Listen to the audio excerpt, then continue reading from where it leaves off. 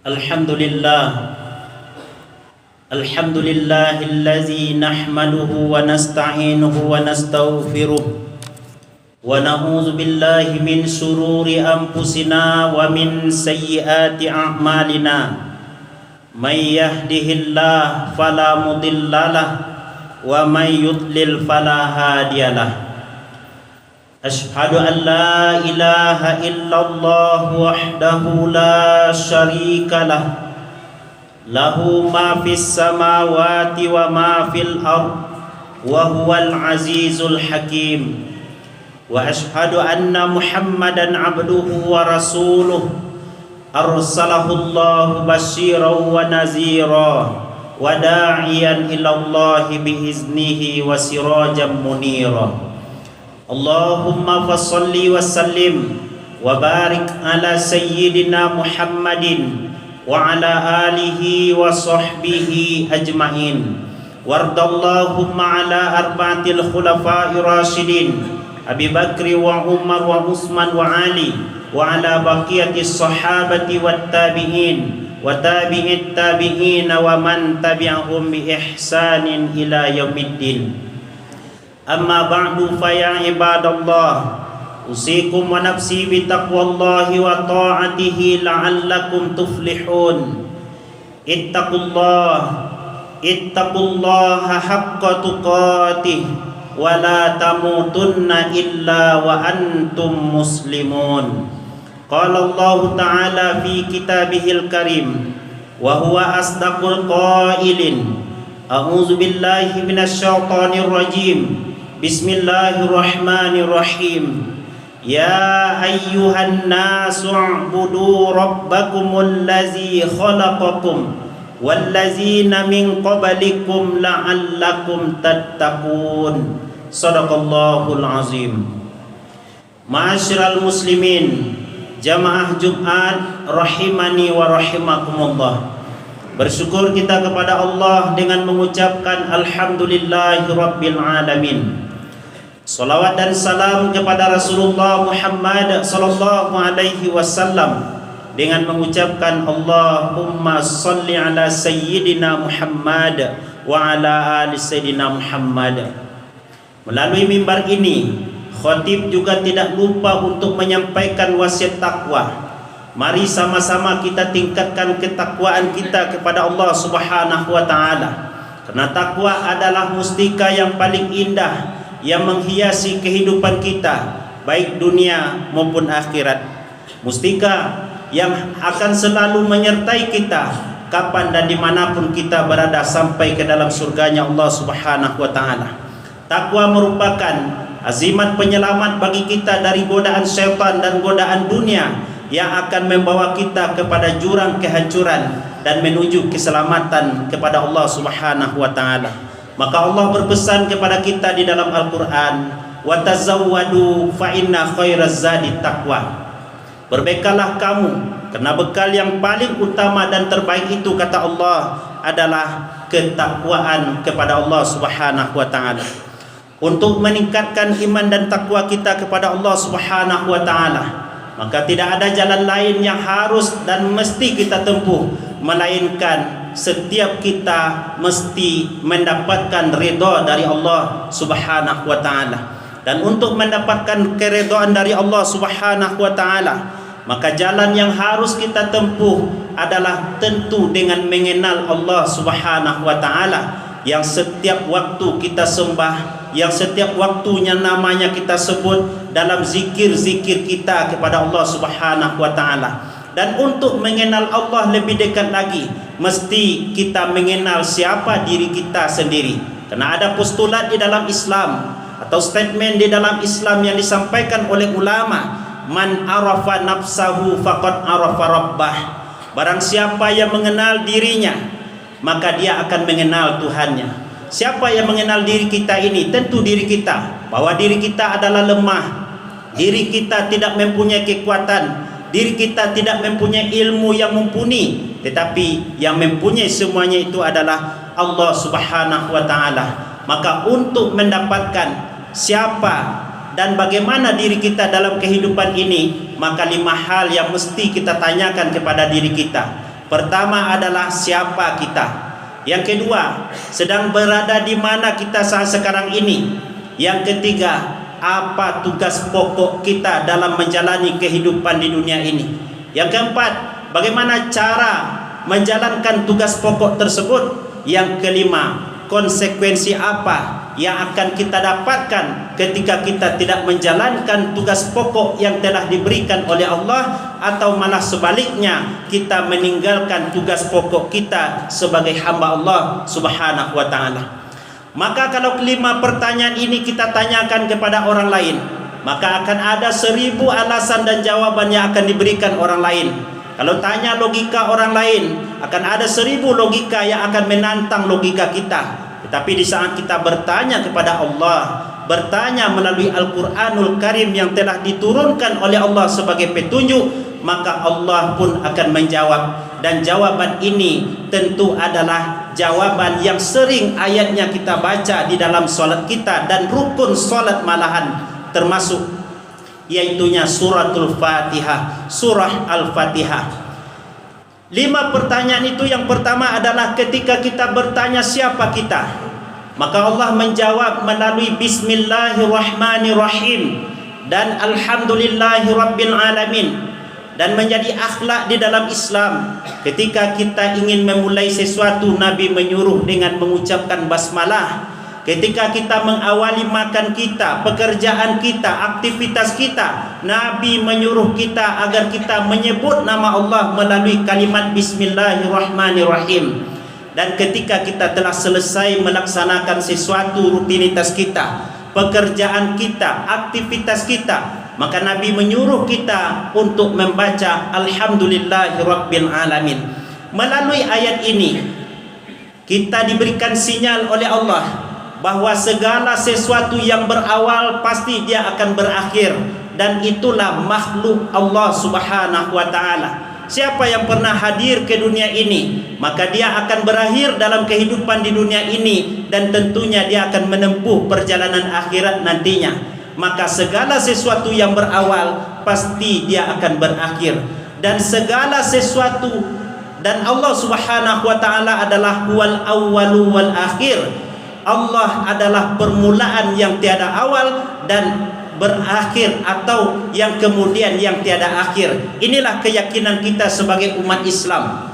Maka siapa diri kita dalam kehidupan ini? Kita adalah hamba Allah Subhanahu wa ta'ala yang mesti melaksanakan kewajiban kita kepada Allah. Di saat kita sudah tahu siapa diri kita ini, maka kita akan melaksanakan yang diperintahkan oleh Allah Subhanahu wa ta'ala. Ketika kita menjalankan kehidupan ini, kita dituntun oleh Allah Subhanahu wa ta'ala dan dituntut untuk mengerjakan amalan soleh. Amalan soleh itulah yang akan menyelamatkan kita nanti ketika kita berakhir dalam kehidupan di dunia ini. Nabi mengatakan, yajba'ul mayyit salasah. 3 hal yang akan mengiringi mayat, kata Nabi. Apa itu? Fayarji'usnani wa yabqa wahid. 2 yang kembali dan yang 1 adalah kekal bersamanya. Yang 2 yang kembali tersebut adalah maluhu wa ahluh, harta bendanya dan juga keluarganya. Sementara yang kekal bersamanya itulah amalan-amalan yang dilakukannya. Harta apa yang akan kita bawa ke alam barzah atau ketika kita dikuburkan? Hanyalah beberapa lapis kain putih, dan itu pun harganya tidak mahal bila dibandingkan dengan pakaian yang kita pakai dalam kehidupan ini. Beberapa hari di dalam kuburan itu pun menjadi lapu. Namun yang berlaku bagi kita dalam menempuh perjalanan alam berikutnya adalah amalan-amalan soleh dan kebaikan yang kita lakukan di dalam kehidupan di dunia ini. Maka beruntunglah bagi orang yang mengaku beriman kepada Allah. Ketika keimanan itu sudah menancap di dalam dirinya, dia tingkatkan ibadahnya kepada Allah Subhanahu wa ta'ala, karena dia yakin bahwa ada hidup sesudah mati dan ada akhirat sesudah dunia. Maka dia bergegas untuk melakukan amalan kepada Allah Subhanahu wa ta'ala, termasuk amalan-amalan dan investasi akhirat. yang kalaupun dia sudah meninggalkan kehidupan di dunia ini, namun pahalanya, ganjarannya tetap mengalir kepada dirinya. Itulah amal-amal jariah yang bisa kita lakukan dalam kehidupan di dunia ini. Zaman tabanu Adam in qata'a amaluh, kata Nabi, kalau sudah mati anak cucu Adam, terputus semua amalannya, illa min salasin, kecuali yang tidak putus, kata Nabi, ada 3 hal yang mesti kita lakukan. Pertama adalah sedekah jariah, sedekah jariah, infak, sedekah, wakaf yang kita berikan, insyaallah itu adalah penolong dan investasi bagi kita dalam menempuh perjalanan-perjalanan kehidupan selanjutnya, walaupun dalam kehidupan di dunia kita sudah berakhir. Yang kedua adalah awaladin solihin yad'ulah, doa anak yang soleh. Anak yang soleh yang selalu mendoakan orang tuanya walaupun orang tuanya sudah meninggal. Ini adalah amal jariah yang mesti kita sampaikan kepada anak-anak cucu kita, agar ketika kita sudah tiada dalam kehidupan di dunia, mereka selalu mendoakan kita kepada Allah Subhanahu wa ta'ala. Yang ketiga adalah au ilmin yuntafa'u bih, ilmu yang bermanfaat, ilmu yang kita ajarkan kepada orang lain, yang memberikan jalan keselamatan di sisi Allah Subhanahu wa ta'ala, yang kita ajarkan orang untuk menempuh jalan akhirat dengan selamat. Itulah ilmu yang ketika diamalkan oleh orang lain, pahalanya selalu mengalir kepada kita walaupun kita sudah tiada dalam kehidupan di dunia ini. Ini yang pertama. Yang kedua, ketika kita bertanya kepada diri kita, di mana posisi kita saat sekarang ini, maka Allah menjawab di dalam Al-Quran suratul Fatihah ayat yang ketiga dan keempat. Apa kata Allah Subhanahu wa ta'ala? Ar-Rahmanir Rahim, Maliki Yaumiddin, yang maha pengasih lagi maha penyayang, yang menguasai hari kemudian. Apa maknanya ma'asyiral muslimin, jamaah Jumat yang dimuliakan oleh Allah Subhanahu wa ta'ala?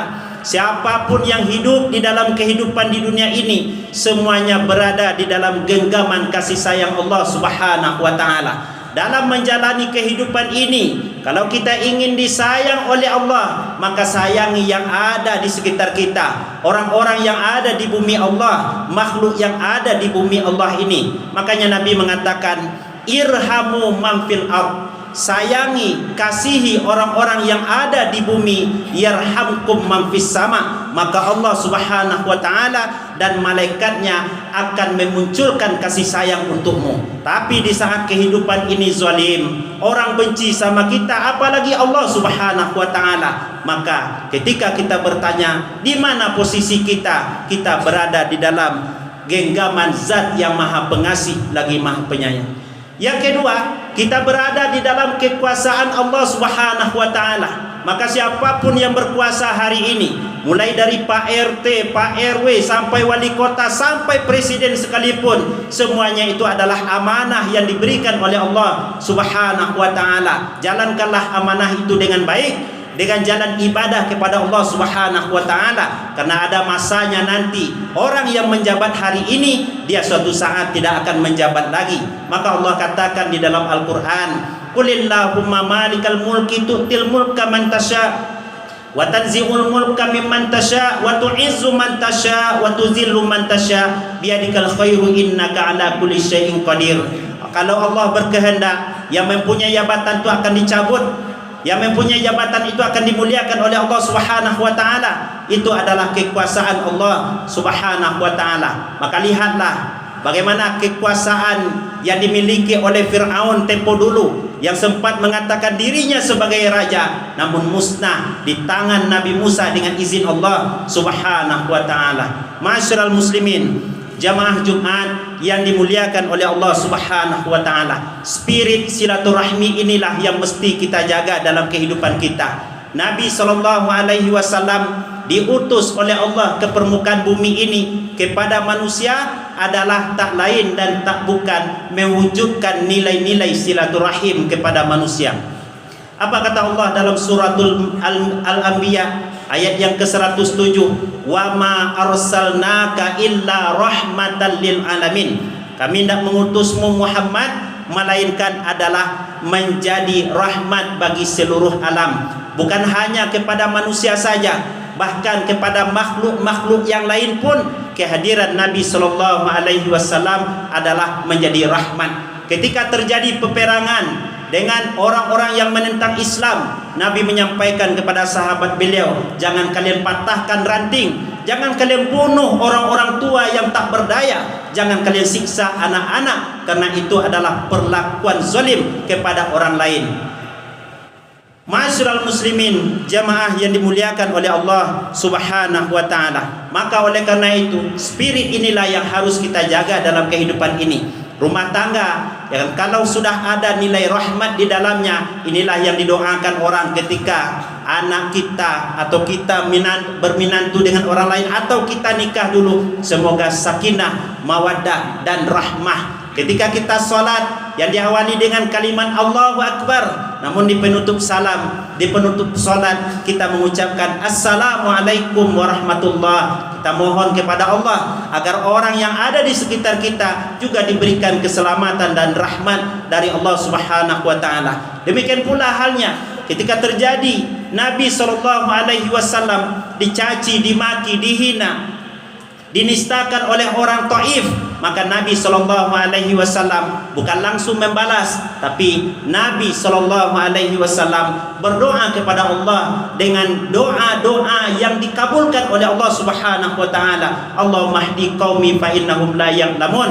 Wahai Tuhanku, wahai ya Allah, tunjukilah kepada mereka hidayahmu, karena sesungguhnya mereka tidak mengetahui. Inilah nilai-nilai rahmat dalam kehidupan kita ini, ma'asyiral muslimin. Jangan hanya karena masalah yang sedikit justru kita melebar kemana-mana sampai menggadaikan akidah. Jangan hanya karena masalah yang sedikit justru kita mengkerdilkan saudara kita, menghina, mencaci, memaki. Jangan hanya karena amalan soleh yang sedikit yang kita kerjakan semua orang salah di mata kita, yang masuk surga hanya kita saja. Maka di saat ada saudara kita yang barangkali mereka belum sempat datang ke masjid, yang barangkali mereka belum sempat datang sholat berjamaah, kita ajak dan kita doakan kepada Allah Subhanahu wa taala agar Allah Subhanahu wa taala menurunkan rahmat ke dalam hatinya dengan hidayah Allah Subhanahu wa taala. Ma'asyiral muslimin, jamaah Jumat yang dimuliakan oleh Allah Subhanahu wa taala. Yang ketiga, ketika kita bertanya kepada diri kita, apa tugas pokok kita dalam kehidupan ini? Allah Subhanahu wa taala menjawab bahwa tugas pokok kita adalah iyyaka na'budu wa iyyaka nasta'in. Tugas pokok kita adalah beribadah kepada Allah Subhanahu wa taala. Wa ma khalaqatul jinna wal insa illa liya'budun. Tidak aku jadikan jin dan manusia melainkan untuk beribadah kepadaku. Jadi tahu kita siapa kita dalam kehidupan ini, apa tugas pokok kita? Tugas pokok kita adalah beribadah kepada Allah Subhanahu wa taala. Waktu yang kita lalui dalam sehari semalam sama, ma'asyiral muslimin. Orang yang beribadah dengan orang yang tak beribadah waktunya sama, namun kebaikan-kebaikannya di sisi Allah tentu berbeda. Maka manfaatkan waktu yang diberikan oleh Allah dalam kehidupan ini untuk beribadah kepadanya. Di saat kita sudah menjalankan ibadah kepada Allah dengan sebaik mungkin, maka bertawakkallah kita kepada Allah. Mudah-mudahan ketika kita meninggalkan kehidupan dunia ini, kita selalu di dalam rahmat dan kasih sayang Allah Subhanahu wa taala. Yang kedua, tugas pokok kita adalah wa iyyaka nasta'in, memohon dan minta ampun kepada Allah Subhanahu wa taala. Bahkan dalam Al-Quran Allah ingatkan kepada kita, ud'uni astajib lakum, berdoalah kamu kepadaku, aku akan kabulkan. Semakin kita berdoa kepada Allah, semakin banyak kita meminta kepada Allah. Bahkan dalam malam hari yang kita lalui dengan meneteskan air mata memohon kepada Allah, Allah senang kepada kita, Allah akan kabulkan doa-doa kita. Tapi manakala ada hamba Allah, makhluk Allah yang mereka tidak mau beribadah atau berdoa kepada Allah, apa kata Allah? Innal ladzina yastakbiruna an ibadati, orang-orang yang sombong dengan beribadah kepada Allah Subhanahu wa taala, sayadkhuluna jahannama dakhirin, mereka akan kami masukkan, kata Allah, ke dalam neraka jahanam dalam keadaan hina dina. Ma'asyiral muslimin, jamaah yang dimuliakan oleh Allah, Demikian pula ketika Nabi SAW menaklukkan Umar bin Khattab yang terkenal dengan keganasannya, dengan kekuatan gulatnya, dengan keperkasaannya dalam berperang, tapi ditaklukkan oleh Nabi dengan doanya kepada Allah. Apa doa Nabi kepada Allah? Allahumma a'izil Islam bi umarain. Ya Allah, muliakanlah Islam ini dengan hadir salah satu dari dua orang Umar. Siapa dua orang Umar itu? Pertama Umar bin Khattab, yang kedua adalah Umar bin Hisham yang disebut dengan Abu Jahal. Siapa yang diberi hidayah oleh Allah? Adalah Umar bin Khattab. Ketika Umar bin Khattab sudah masuk ke dalam Islam, wahai Rasulullah, apakah ajaran Islam ini betul? Betul wahai Umar. Apakah ajaran Allah ini benar? Benar wahai Umar. Lalu kenapa kita mesti takut kepada orang-orang kafir ini, kepada orang-orang musyrik ini? Begitu ketika hidayah sudah diberikan oleh Allah kepada Umar bin Khattab, itu diantaranya adalah berkah doa Nabi SAW. Ma'asyiral muslimin jemaah yang dimuliakan oleh Allah.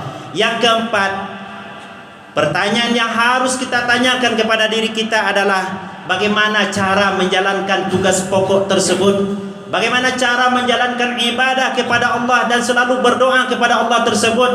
Di antara caranya ditunjukkan oleh Allah melalui ayat selanjutnya, siratal ladzina an'amta alaihim ihdinas siratal mustaqim. Tunjukilah kami jalan yang lurus. Makna tunjuki kami jalan yang lurus ini adalah selalulah minta hidayah kepada Allah Subhanahu wa ta'ala. Dan hidayah Allah itu tidak bisa kita tunggu saja di rumah kita, mesti ada ikhtiar dan usaha kita. Ketika ada orang yang umurnya 60 tahun, kita sapa dia, kakek, nenek, kenapa tidak ke masjid? Belum dapat hidayah Ustaz. Hidayah tidak bisa ditunggu saja, mesti ada usaha dan ikhtiar yang mesti kita lakukan. Maka untuk mewujudkan ibadah yang benar, maka bertanyalah kita kepada ulama, bertanyalah kita kepada orang soleh, bertemanlah dengan orang-orang soleh. Niscaya hidayah itu akan selalu menancap di dalam diri kita dan selalu dekat dengan Allah Subhanahu wa ta'ala. Pertanyaan yang terakhir, apa konsekuensi atau balasan ketika kita tidak mengerjakan tugas pokok tersebut, atau ketika kita mengerjakannya? Ketika kita mengerjakan tugas pokok yang telah diberikan oleh Allah dengan ibadah kepada Allah Subhanahu wa ta'ala, maka Allah mengatakan di dalam Al-Quran, siratal ladzina an'amta alaihim. Itulah jalan orang-orang yang Allah beri nikmat kepada mereka. Jadi siapa yang beribadah kepada Allah, Allah akan berikan kenikmatan kepada mereka dunia dan akhirat. Bahkan dalam surat An-Nisa ayat 69 Allah katakan, faulaika ma'al ladzina an'amallahu alaihim minan nabiyyina wasiddiqina wasyuhada wassalihin. Orang taat kepada Allah, taat kepada Rasul, nanti mereka akan dikumpulkan bersama orang-orang yang Allah beri nikmat kepada mereka. Siapa orang yang diberi nikmat oleh Allah dalam kehidupan dunia dan akhirat? Itulah para nabi, para siddiqin, para syuhada, dan orang-orang soleh. Wa hasuna ulaika rafiqa. Mereka adalah sebaik-baik teman, kata Allah. Ketika kita melaksanakan yang diperintahkan oleh Allah, kita bersama dengan orang-orang yang diberi nikmat oleh Allah. Namun manakala sebaliknya yang dilakukan oleh seorang makhluk dalam kehidupan di dunia ini, ketika dia tidak mau beribadah kepada Allah, maka ada dua kemungkinan bagi dirinya. Pertama adalah al-maghdub, yang kedua adalah ad-dallin. Siapa mereka ini? Mereka adalah humul yahud wan nasara. Mereka adalah orang-orang Yahudi dan orang-orang Nasrani. Mudah-mudahan 5 nasihat diri ini, 5 pesan ini, dan 5 pertanyaan diri ini melalui suratul Fatihah yang telah kita sampaikan ini betul-betul bisa kita maknai dalam kehidupan kita ini, dalam rangka mendekatkan diri kita kepada Allah Subhanahu wa ta'ala. Fa'tabiru ya ulil absar la'allakum turhamun.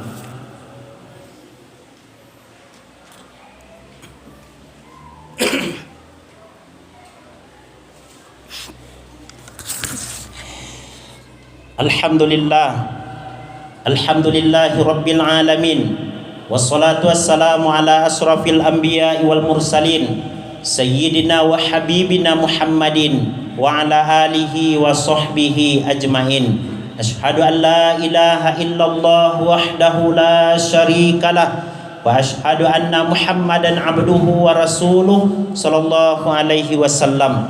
Allahumma fassalli wa sallim wa barik ala sayyidina Muhammadin wa ala alihi wa sahbihi ajmain. Amma ba'du fa ya ibadallah, usikum wa nafsi bi taqwallahi wa ta'atihi la'allakum tuflihun. Ittaqullaha haqqa tuqatih wa la tamutunna illa wa antum muslimun. Qala Allah ta'ala fi kitabihil karim, a'udzu billahi minasyaitonir rajim. Bismillahirrahmanirrahim. Innallaha wa malaikatahu yusholluna 'alan nabi. Ya ayyuhallazina amanu sallu 'alaihi wa sallimu taslima. Allahumma shalli 'ala Muhammad wa 'ala ali Muhammad kama shallaita 'ala Ibrahim wa 'ala ali Ibrahim wa barik 'ala Muhammad wa 'ala ali Muhammad kama barakta 'ala Ibrahim wa 'ala ali Ibrahim fil 'alamin innaka Hamidum Majid. Allahumma ighfir lil mu'minina wal mu'minat wal muslimina wal muslimat al ahya'i minhum wal amwat innaka sami'un qaribun mujibu da'wat wa ya qadiyal hajat ya rabbal alamin.